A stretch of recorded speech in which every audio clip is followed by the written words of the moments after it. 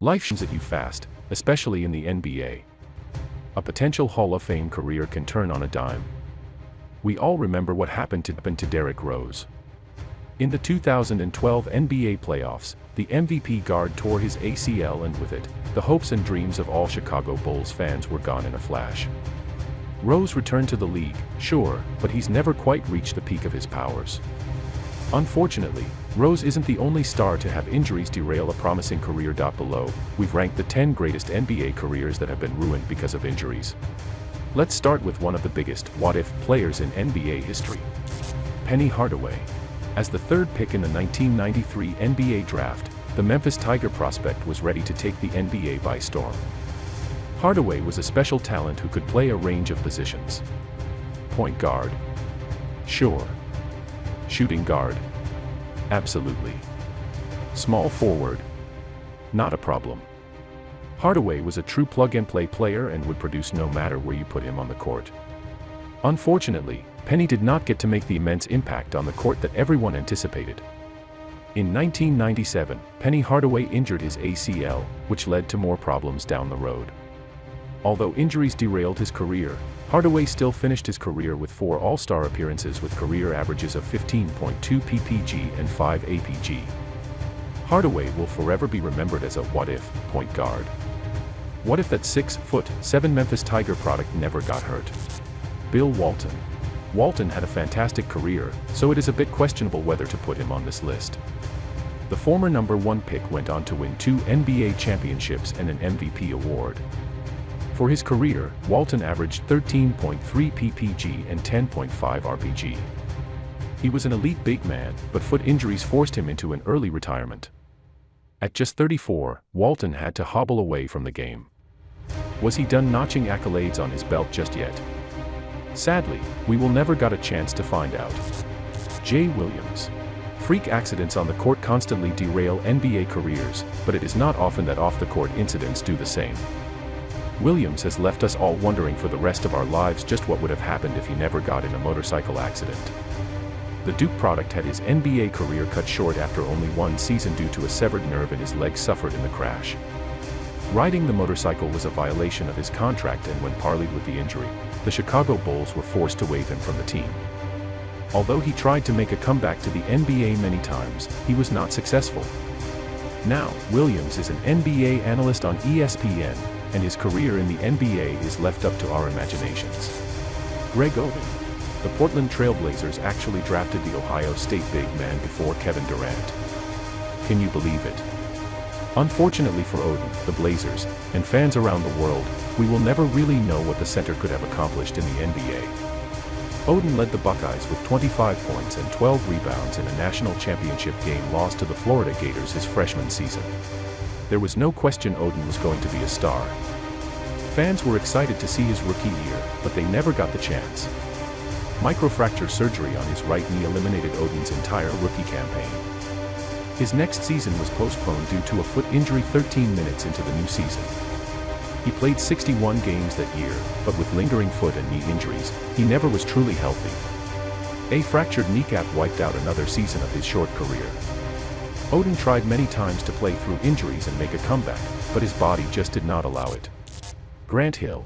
Another promising Duke product who showed the basketball world that he had a game, but did not get to finish the way everyone would have liked. The 6'8" forward faced many injuries during the prime of his career. He missed a large portion of his 2000 to 2006 seasons, including the entire 2003 to 2004 campaign. His ankle injuries constantly plagued his career.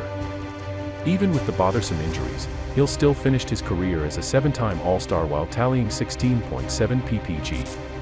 Amari Studemeyer. Amari Studemeyer was the 9th pick in the 2002 NBA draft. Studemeyer won the Rookie of the Year award in his first season in the league, but the 6'10" power forward struggled to stay healthy after that. Knee injuries constantly slowed Studemeyer down, but he still played 15 seasons in the NBA. While fighting through those knee injuries, Studemeyer logged 18.9 ppg and 7.8 rpg, and was elected to the All-Star team 6 times. What would have happened to the New York Knicks if Studemeyer had stronger knees? We'll never know. Tracy McGrady. T-Mac.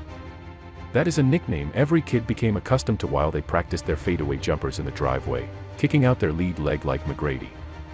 Even though T-Mac is already recognized as a great player, he could have been light years better if he did not have so many lingering injuries. Back spasms constantly bothered McGrady, as well as other injuries. Even through the pain, McGrady went on to be a 7-time All-Star. In his 2002 to 2003 campaign, McGrady dropped 32.1 ppg for the Orlando Magic. McGrady was a star, but injuries prevented him from being a superstar. Yao Ming. Ming is a physical specimen who we will never get to see again in the history of the NBA. Standing at an incredible 7'6", the center from China went on to be a Hall of Famer after just 8 years in the league. Earning Hall of Fame status in 8 seasons speaks for itself. The NBA world knew he was a star, but injuries plagued his career.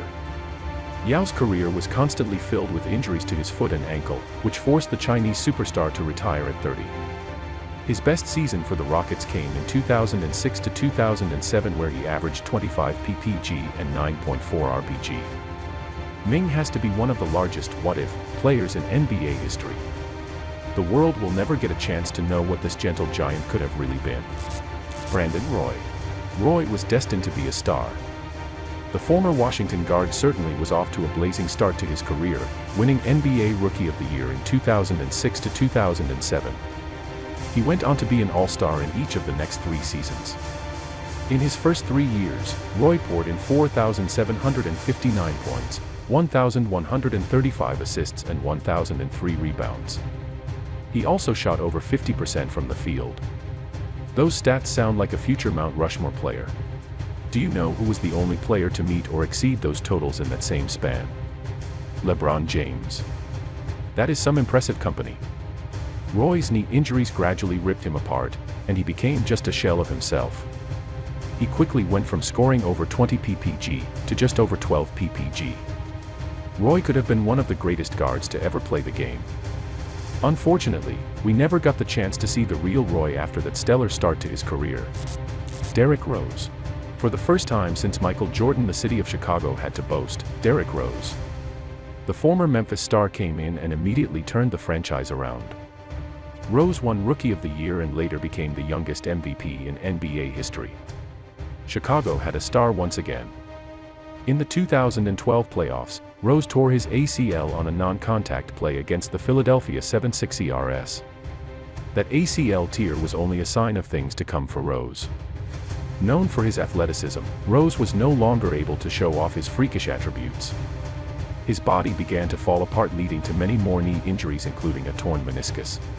After getting stardom stripped from him, Rose has rebounded back to become a solid player again for the Detroit Pistons. He even scored 50 points in an emotional night American Samoa Minnesota Timberwolf.